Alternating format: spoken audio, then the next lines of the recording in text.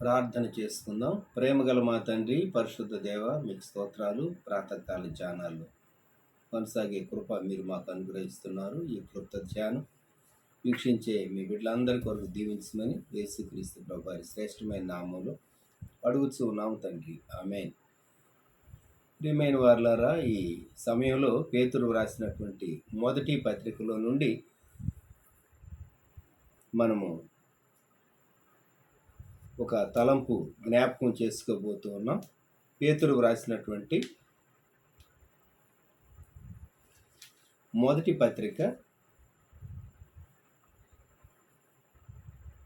మొదటి అధ్యాయం 13వ వచనం. కాబట్టి మీ మనస్సు అను నడుము కట్టుకొని నిబ్బరమైన బుద్ధి గలవారై యేసుక్రీస్తు ప్రత్యక్షమైనప్పుడు మీకు తేబడు కృప విషయమై సంపూర్ణ నిరీక్షణ కలిగి ఉండుడి. అలాగే ఇదే పత్రికలో నుండి 4వ అధ్యాయం 7వ వచనం. అయితే అన్నిటి అంతము సమీపమై ఉన్నది కాగా మీరు స్వస్థ బుద్ధి గలవారై ప్రార్థనలు చేయుటకు మెలకువగా ఉండుడి. 5వ అధ్యాయం 8వ వచనం. నిబ్బరమైన బుద్ధి గలవారై మెలకువగా ఉండుడి.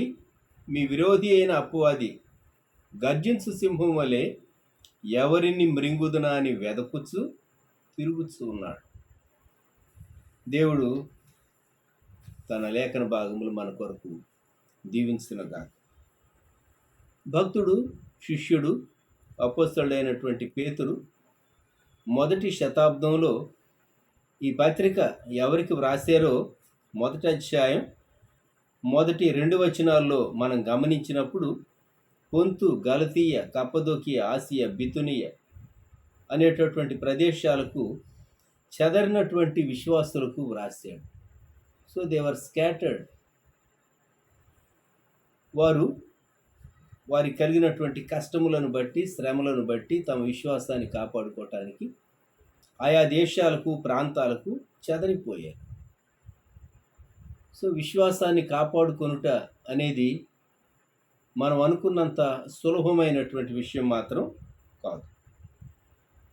ఈ సమయంలో నిబ్బరమైనటువంటి బుద్ధి అనేటటువంటి అంశాన్ని గురించి భక్తుడు పేతురు వ్రాసినటువంటి విషయాలు మనము కొన్ని జ్ఞాపకం చేసుకుంటూ ఉన్నాం.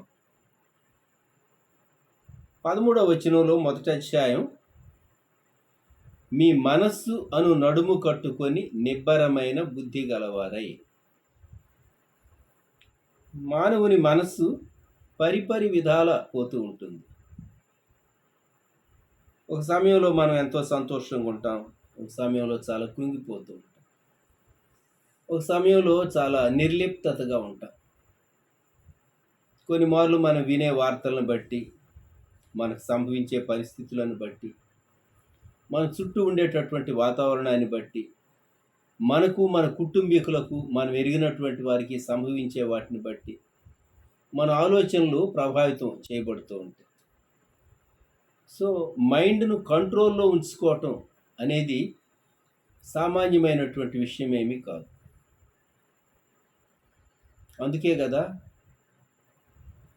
సామెత చెప్పబడింది, పట్టణమును పట్టుకునేటటువంటి వానికంటే తన మనస్సును స్వాధీనమందించుకున్నటువంటి వ్యక్తి గొప్ప వ్యక్తి. మనస్సు అనే నడుము కట్టుకోమని పేతురు భక్తుడు చెప్తూ ఉన్నాడు. ఎప్పుడు నడుము కట్టుకుంటారు అంటే ఒక కార్యాన్ని చేయటానికి సిద్ధపడినప్పుడు, యుద్ధం చేయటానికి లేక ఒక కార్యానికి పూనుకున్నప్పుడు, వారు తమ డ్రెస్ వేసుకున్నప్పుడు, వారు ఒక బాధ్యత అప్పగింపబడినప్పుడు వారు దాన్ని నెరవేర్చడానికి కంప్లీట్ వారి డ్రెస్ కోడ్ ప్రకారం వారు డ్రెస్అప్ అయినప్పుడు నడుము కట్టుకొనుట అనేది ఆ డ్రెస్ కోడ్లో ఒక భాగంగా ఉంటుంది. ఇక్కడ పేతురు అంటూ ఉన్నాడు, మీ మనస్సు అను నడుము కట్టుకొని నిబ్బరమైన బుద్ధి గలవారై. ఈ పత్రిక వ్రాయబడినటువంటి విశ్వాసులు వారు ఏ పరిస్థితిలో ఉన్నారు అంటే, మొదటి అధ్యాయం 6వ వచనం, నానా విధములైన శోధనల చేత ప్రస్తుతమున కొంచెము కాలం మీకు దుఃఖము కలుగుతుంది. వారికి సంభవించేటటువంటి వాటిని బట్టి కొంత బాధ, కొంత కష్టం, కొంత ఇబ్బంది, కొంత శ్రమ. అందుకొరకే మీ మనస్సు అనేటటువంటి నడుము కట్టుకోండి, నిబ్బరంగా ఉండండి అని పేతురు చెప్పాడు. మన ఆలోచనలను స్వాధీనమందు ఉంచుకొని మనం దేవుని పైన లగ్నం చేయటానికి ఇక్కడ మనకు ఒక సహాయకరమైనటువంటి విషయం చెప్పబడి ఉన్నది. మీకు తేబడు కృప విషయమై సంపూర్ణ నిరీక్షణ కలిగి ఉండండి. మనం ఎంత శ్రమలోనైనా ఉండనివ్వండి, అంత శ్రమలో సహా దేవుని కృప మనకు అనుగ్రహించబడుతుంది. నీవెంత శ్రమలో ఉన్నప్పటికీ ఆ శ్రమకు చాలిన కృప దేవుడిస్తాడు. భక్తుడు దావీదు 23వ కీర్తనలో చెప్పిన మాట, గాఢాంధకారపు లోయలో నేను సంచరించినను ఏ అపాయమునకు భయపడను అని వ్రాసాడు. ఒక పాట, గాఢాంధకార లోయలో గాఢముగా ప్రేమించును అని ప్రేమాస్వరూపి యేసుని చేరేదవా కోరేదవా అని భక్తుడు పాట వ్రాసాడు. గాఢాంధకార లోయలో గాఢముగా ప్రేమించు. ఎంత చీకటి ఎక్కువ ఉంటే అంత గట్టిగా దేవుడు మనల్ని భద్రపరుస్తాడు, కాపాడతాడు. కనుక చిన్న బిడ్డలు ఏదైనా ఒక పరిస్థితి సంభవించినప్పుడు తల్లిదండ్రులను గట్టిగా వాటేసుకుంటారు. అలాగే కోడి పిల్లలు, గ్రద్ద వస్తూ ఉన్నది అని అర్థమైతే, లేక గ్రద్ద ఒక కోడి పిల్ల పైన అటాక్ చేసి తీసుకెళ్తూ ఉంటే మిగిలినవన్నీ పరిగెత్తుకుంటూ తల్లి రెక్కల కిందకు వస్తాయి. తల్లి వాటికి ప్రొటెక్షన్ ఇస్తుంది. ఇక్కడ దేవుడు మనకు కృప అనుగ్రహిస్తాడు. దేవుడు మనకు చాలిన కృప అనుగ్రహిస్తాడు అనే నిరీక్షణ మనం కలిగి ఉండాలి. అదే సంపూర్ణ నిరీక్షణ, కృప విషయమై సంపూర్ణ నిరీక్షణ. ఏమోలే, దేవుడు సహాయం చేస్తే చేయొచ్చు, చేస్తాడో లేదో, ఏదో కొంత సహాయం చేయొచ్చు అని కాదు. దేవుడు చాలిన కృప అనుగ్రహిస్తాడు అనేటటువంటి నిరీక్షణ, అది సంపూర్ణమైనటువంటి నిరీక్షణ. ఈ నిరీక్షణ కలిగినటువంటి వారంగా మనం నిబ్బరంగా మన మనస్సు అనేటటువంటి నడుము కట్టుకోగలం. జ్ఞాపకం పెట్టుకుందాం. ఈ మొట్టమొదటి అధ్యాయంలో వ్రాయబడినటువంటి నిబ్బరమైన బుద్ధి విశ్వాసులు ఎక్సర్సైజ్ చేయవలసినటువంటి, అభ్యాసము చేయవలసినటువంటి ఒక చక్కని అలవాటు, నిబ్బరమైనటువంటి బుద్ధి. దేని కొరకు అంటే, మన మనస్సులో నిరాశ తొంగి చూచినప్పుడు, మన కలిగే ఇబ్బందిని బట్టి మనం కృంగిపోయినప్పుడు ఖచ్చితంగా దేవుని కృపను మనం జ్ఞాపకం చేసుకుని కృపాసనాన్ని మనం సమీపించాలి. అలాగే ఈ పత్రికలో 4వ అధ్యాయములో తాను చెప్పినటువంటి మాట 4:7లో, అయితే అన్నిటి అంతము సమీపమై ఉన్నది గాగా మీరు స్వస్థ బుద్ధి గలవారై ప్రార్థనలు చేయుటకు మెలకువగా ఉండి. స్వస్థ బుద్ధి, నిబ్బరమైన బుద్ధి లేక స్వస్థ బుద్ధి. ఈ సాబర్ మైండ్ అనేటటువంటి ఈ కాన్సెప్ట్ లోకరీతిగా చూస్తే మత్తులుగా ఉండకుండా అలర్ట్గా ఉండటం అనేటటువంటి అర్థం, లౌకికమైనటువంటి అర్థం ఉన్నది. కానీ ఆధ్యాత్మికంగా స్వస్థ బుద్ధి, నిబ్బరమైన బుద్ధి కలిగి ఉండటం ఆధ్యాత్మిక జీవితంలో ఇది డిఫరెంట్ కాన్సెప్ట్. చెప్పాలంటే స్వస్థ బుద్ధి కలిగి ఉండటం ఎందుకు? మనం మనకు సంభవించేటటువంటి వాటిని బట్టి దేవుణ్ణి ఎంతో ప్రార్థన చేయాలి. కనుక ప్రార్థన చేయాలి అంటే మనం స్వస్థ బుద్ధి కలిగి ప్రార్థించాలి. స్వస్థ బుద్ధి రావాలి అంటే మనకు ఒక విషయం అర్థం కావాలి. 7వ వచనం 4వ అధ్యాయం, అన్నిటి అంతము సమీపమై ఉన్నది. కొన్ని మార్లు మనం చాలా టెన్షన్ పడతాం. మనం ఎంతో టెన్షన్ పడతాం, కానీ దేవుడు కొన్ని మార్లు చాలా సులువుగా మనం టెన్షన్ పడినటువంటి విషయాలను దేవుడు సాల్వ్ చేస్తూ ఉంటాడు. లోకమే అంతం కొరకు సిద్ధపడుతుంది. యేసుక్రీస్తు ప్రభు యొక్క రాకడ కొరకు ప్రపంచము సిద్ధపరచబడుతూ ఉన్నది. మనకు సంభవిస్తూ ఉన్నటువంటి ఇవన్నీ అదే టెస్టిఫై చేస్తూ ఉంది. ఓ ప్రక్క మనిషి చాలా సేఫ్గా ఉండాలి భూమి మీద అని ప్రయత్నిస్తూ ఉన్నాడు, కానీ మనిషి అనుకున్నంత సేఫ్గా ఉండలేడు అని మన చుట్టూ ఉన్నటువంటి పరిస్థితులు రుజువుపరిచేటటువంటి కాలంలో మనం ఉంటూ ఉన్నాం. అన్నిటి అంతము సమీపమై ఉన్నది కాగా మీరు స్వస్థ బుద్ధి గలవారై ప్రార్థనలు చేయుటకు మెలకువగా ఉండు. దేవా, లోకంలో సమస్యలు ఎన్నో ఉంటూ ఉన్నాయి. అయితే మేము మా సమస్యలను దాటి అవతలకు చూస్తూ ఉన్నాం. మేము మీ వైపు చూస్తూ ఉన్నాం. మీరు త్వరగా రాబోతూ ఉన్నారు. కాబట్టి మేము ప్రార్థన చేసి, మేము స్వస్థ బుద్ధితో ప్రార్థించి మా సమస్యలను మేము అధిగమిస్తాము. లోకం త్వరగా అంతమైపోతుంది అనేటటువంటి కోణంలో నుండి మా చుట్టూ ఉన్నటువంటి విషయాలను మేము చూస్తాము అని మనం దేవుని సన్నిధానంలో మన మనస్సును దిట్టం చేసుకోవాలి. ఇది స్వస్థ బుద్ధి. ఇదే పత్రికలో పేతురు గారు 5వ అధ్యాయములో వ్రాసినటువంటి మాట 8వ వచనం, నిబ్బరమైన బుద్ధి గలవారై మెలకువగా ఉండుడి, మీ విరోధి అయిన అపవాది గర్జించు సింహం వలె ఎవరిని మృంగుదునా అని వెదకుచు తిరుగుతున్నాడు.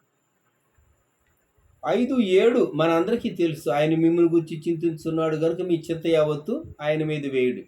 చాలా మార్లు ఈ అంశాన్ని గురించి మనము విని ఉంటాం. Casting all over care upon him.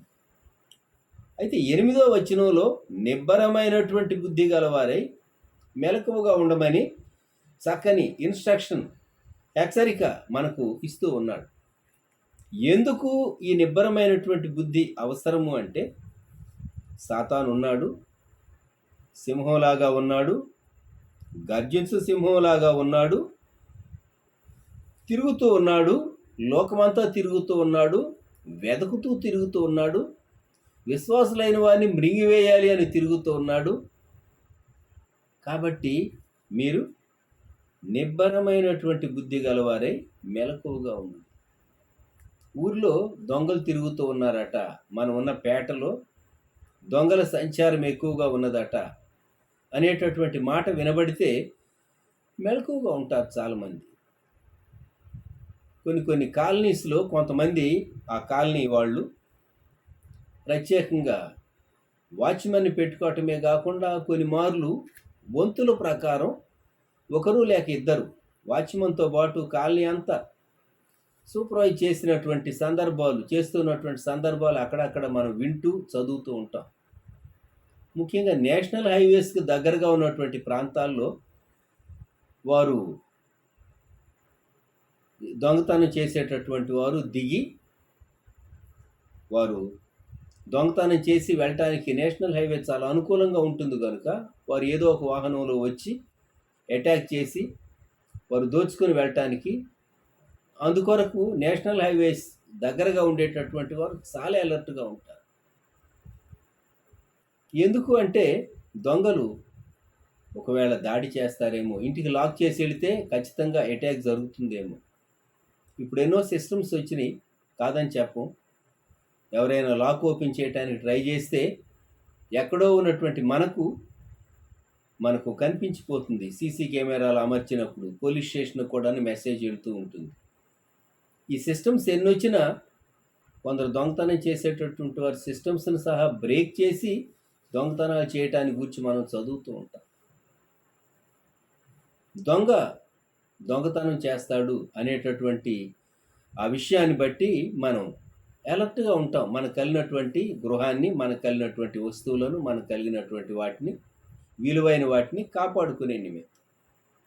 సాతాను ఎందుకు మన మీద దాడి చేస్తాడు? విశ్వాసులను విశ్వాసం నుండి భ్రష్టులుగా చేయటానికి, వారు రాకడకు సిద్ధపడకుండా చేయటానికి, యేసుక్రీస్తు ప్రభువును వదిలిపెట్టేటట్టు చేయటానికి, యేసుక్రీస్తు ప్రభు నుండి దూరమయ్యేటట్టు చేయటానికి, యేసుక్రీస్తు ప్రభువుకు ప్రార్థన చేయకుండా చేయటానికి, యేసుక్రీస్తు ప్రభు యొక్క వాక్యం చదవకుండా చేయటానికి, యేసు ప్రభు యొక్క వాక్యం వాగ్దానం జ్ఞాపకం చేసుకోకుండా వారి జ్ఞాపకాన్ని, వారి ఆలోచనలను కూడాను సాతాను కొన్ని మార్లు అటాక్ చేస్తూ ఉంటాడు.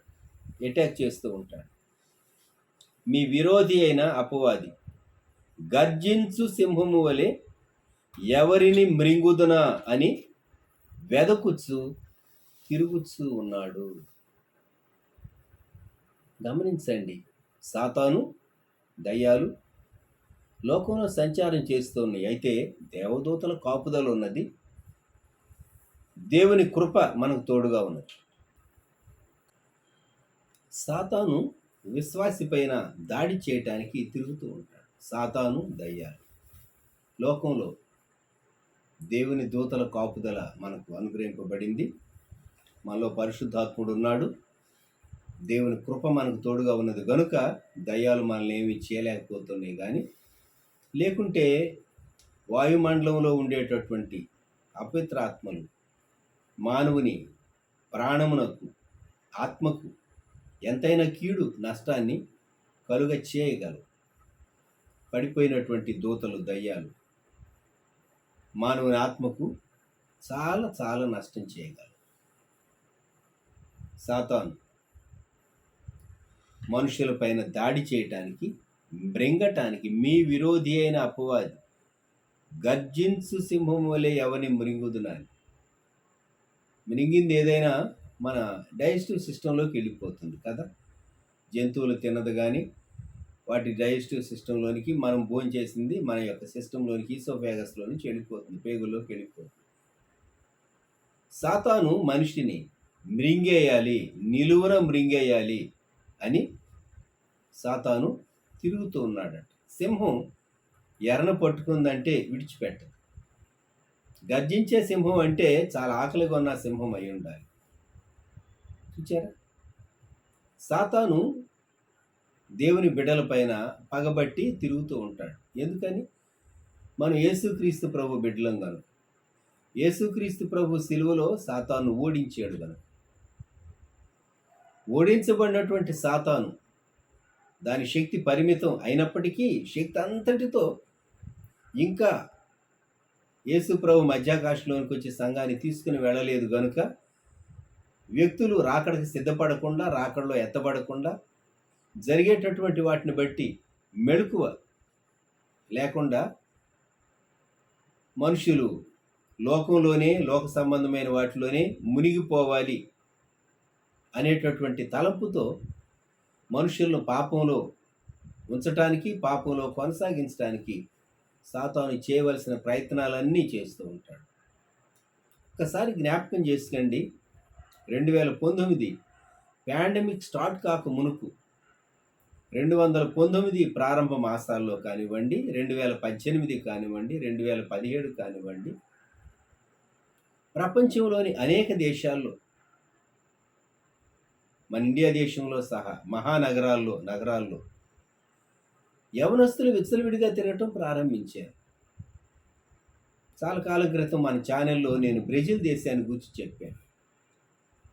బ్రెజిల్ దేశంలో ఎక్కువ మంది క్రైస్తవులే. విచారకరమైన విషయం, బ్రెజిల్ దేశంలో వ్యభిచారాన్ని చట్టబద్ధం చేశారు. అందుకే ప్రపంచంలో కోవిడ్ మరణాల జాబితాలో టాప్లో ఉన్నటువంటి కంట్రీస్లో బ్రెజిల్ కూడా ఒకటైంది. ఆ తరువాత ఎంత దౌర్భాగ్యమైనటువంటి స్థితి అండి. సాతాను మనుషులను శరీర సంబంధమైన అపవిత్రమైన భ్రష్టమైనటువంటి వాటిల్లో ముంచివేసి మృంగేస్తూ ఉన్నది. ఆ పార్లమెంట్ ఎలా చట్టం చేసిందో ఆలోచిస్తేనే బ్రెజిల్ని గురించి మనం చాలా విచారపడవలసి వస్తుంది. వ్యభిచారం చట్టబద్ధం, చాలా భయంకరమైన స్థితి కదా. మరణాలను ఆపగలిగిందా ప్రభుత్వం? మరణాలను ఆపగలిగిందా? కోవిడ్ మరణాలను ఆపగలిగిందా? ఏ ప్రాంతంలో ఏ దేశంలో విచారం ఎక్కువ ఉంటుందో అక్కడ ఎఫెక్ట్ అయ్యేటటువంటి కోవిడ్ వేవ్ చాలా సివియర్గాను ఉంటుంది. జ్ఞాపకం పెట్టుకుని. అందుకే బ్రెజిల్లో అన్ని మరణాలు సంభవించినాయి. మీరు తర్వాత వెదికి స్టాటిస్టిక్స్ చూడండి. కోవిడ్ మరణాలకు అనేక కారణాలు ఉన్నాయి. ఒక కారణం ఈ వ్యభిచార సంబంధమైనటువంటి అపవిత్రత, భ్రష్టత్వం. ఎవరికైతే ఉంటుందో అటువంటి వారు అటాక్ అయినప్పుడు వారికి పరిచర్య చేసిన వారు కూడా అటాక్ అయి తిరిగి కోలుకోలేరు. అది ఆ సివియరిటీ ఇప్పుడు లేదనుకోండి. ఆ సివియరిటీ ఇప్పుడు లేదు. ఫస్ట్ వేవ్ వచ్చినప్పుడు కొన్ని విధాలైనటువంటి వ్యాధులతో ఉన్నటువంటి పేషెంట్స్, ముఖ్యంగా వ్యభిచార సంబంధమైనటువంటి వ్యాధులతో ఉన్నటువంటి పేషెంట్స్, వారికి పరిచర్య చేసిన వారు కూడా కోవిడ్ బారిన పడ్డారు. కొందరు మరణించారు, కొందరు తప్పించుకున్నారు. చాలా విచారంతో నేను ఈ మాట చెప్తున్నాను. మానవుని శరీరాన్ని సాతాను పాడు చేస్తుంది, మానవుని ఆత్మకు నష్టాన్ని కలిగిస్తుంది. ఈ ఉదయకాలం మన విరోధి గర్జించే సింహంలాగా తిరుగుతూ ఉన్నాడు అనేటటువంటి మాటను మనం జ్ఞాపకం చేసుకుంది. అందుకే నిబ్బరమైన బుద్ధి కలవారై మెలకువగా ఉండు, అలర్ట్గా ఉండటం. అంటే ఆత్మలో మనం చాలా కీన్గా, అలర్ట్గా, మెలకువగా, దేవుని స్వరం వినేటటువంటి సెన్సిటివిటీ కలిగిన వారంగా, ఆత్మ చెప్పేటటువంటి మాటలు వినేటటువంటి సెన్సిటివిటీ కలిగిన వారంగా మనం ఉండటం చాలా అవసరం అయి ఉంటుంది. ఈ ఉదయకాలం పేతురు 3 విషయాలు మనకు జ్ఞాపకం చేశారు. పత్రికలో 1వ అధ్యాయంలో నడుం కట్టుకొని నిబ్బరమైన బుద్ధి గలవారై ఉండండి అన్నాడు. అలాగే 4వ అధ్యాయంలో ఈ నిబ్బరమైనటువంటి బుద్ధిని గూర్చి 7వ వచనం, స్వస్థ బుద్ధి గలవారై ప్రార్థనలు చేటుకు మెలకువగా ఉంది. అయితే 5వ అధ్యాయంలో నిబ్బరమైన బుద్ధి గలవారై మెలకువగా ఉంది. 4వ అధ్యాయం 1వ వచనంలో క్రీస్తు శరీరమందు శ్రమపడును కనుక మీరును అట్టి మనస్సును ఆయుధముగా ధరించుకోండి. ఈ రహస్యం మనకు అర్థం కావాలి. యేసుక్రీస్తు ప్రభు యొక్క మనస్సు శ్రమ పడేటటువంటి మనస్సు. శరీరం శ్రమకు గురి కావలసి వచ్చినప్పుడు మనం దాన్ని అంగీకరించడం. అట్టి మనస్సును ఆయుధముగా ధరించుకోండి.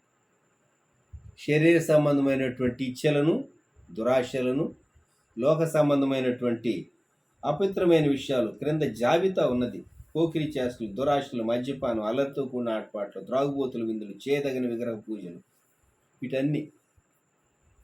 వీటిని విసర్జించినటువంటి వారుగా యేసుక్రీస్తు ప్రభు యొక్క మనస్సు మనం కలిగి, లోక సంబంధమైన మనస్సు మన మీదికి రానివ్వకుండా, మనలోనికి రానివ్వకుండా, ఒకప్పుడు ఇవన్నీ 4వ అధ్యాయం 3వ వచనంలో రాయబడిన ఇవన్నీ ఒకప్పుడు నెరవేర్చాం. అయితే వాటి నుండి విడిపించబడినటువంటి మనం యేసుక్రీస్తు ప్రభు యొక్క మనస్సు, ఆ పోలిక మనం కలిగినటువంటి వారం ఉండాలని పేతురు భక్తుడు జ్ఞాపకం చేస్తున్నాడు. యేసుక్రీస్తు ప్రభు వారు ఒంటరిగా ఒలీవల కొండలపైన ఎలాగో ప్రార్థించేవాడో పేతురు ఎరుగును. రూపాంతర పర్వతం పైన యేసుక్రీస్తు ప్రభు వారు ప్రార్థించుట పేతురుకు బాగానే జ్ఞాపకం ఉంది. అంతేకాదు, తాను అప్పగింపబడినటువంటి రాత్రి మరి ప్రభు, మీరు మెలకువగా ఉండి ప్రార్థన చేయండి, శోధనలో ప్రవేశించకుండా అని చెప్పి దూరంగా వెళ్ళి ప్రార్థన చేస్తూ ఉన్నటువంటి ప్రభు తను ఎంత వేదనతో ప్రార్థన చేశాడో పేతురు మైండ్లో ఆ పిక్చర్ కూడా జ్ఞాపకం వచ్చి ఉంటుంది.